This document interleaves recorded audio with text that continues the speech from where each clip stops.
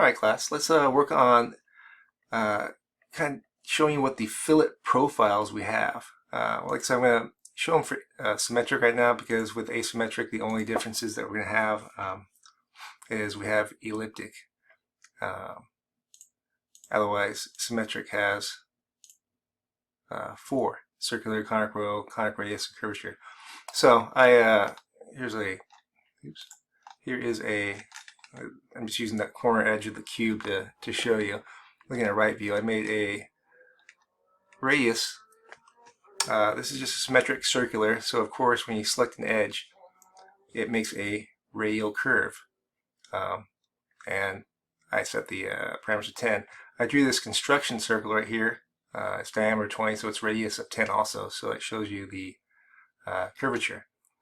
Now if I were to change the profile to conic row is it's trying to make a cone shape.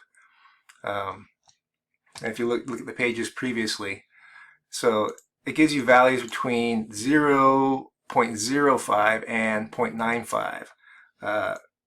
At 5, it's closer to the center. The lower, if you select the lower you go, it starts to straighten it out more. This becomes more of a elliptical shape. Right in the middle, between 4 and 5, whatever, you're getting right around parabolic shape. And the closer you get to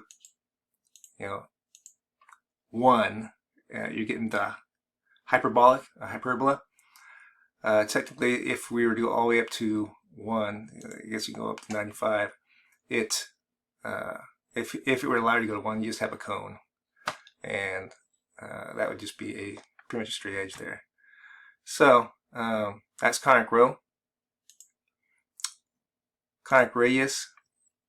This just tries to help smooth out the curve.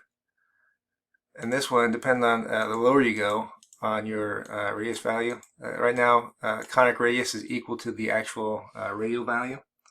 So if I were to go lower, say, make it 5, you'll see it starts to kind of go the same way as the conic row.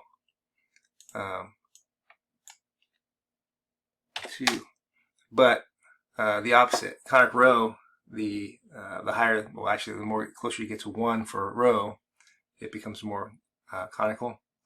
And this one, if I go larger, let's say 30, it starts to, what it tries to do is try to round, curve the edges, and then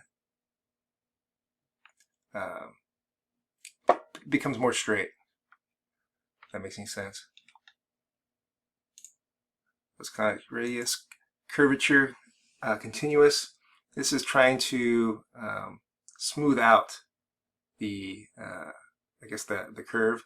This works really well if you have it's like 2 not 90-degree corners. If you have 2 faces that were at some sort of angle offset, like the edge of like some aerodynamic vehicle or some sheet or something like that. This will smooth out the transition between the two.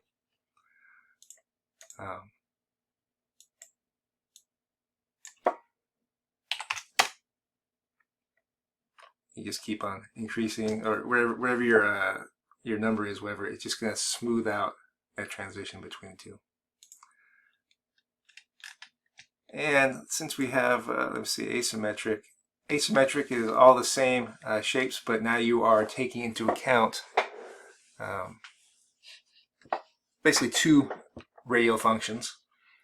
So when it was just a curvature continuous, now I've got a, what we have right here, I have this one is 10 and this one is 20. It's pretty much the same shapes, but now you got to take into account 2 different various radiuses. Same with conic row. And it has pretty much the same effect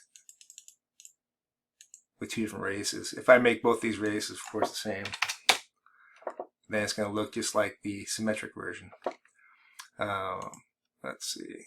And the elliptic, the only difference about the elliptic, let's say, well, just think of an ellipse. If I come down here and I trace back, an ellipse, you have a major axis and a minor axis. We're just taking one corner of that. So the smaller one would be like half of your minor axis, and the larger one would be half of your major axis. And that's how basically the profile looks. So that in a nutshell is all of the profile shapes and what they look like when you select them.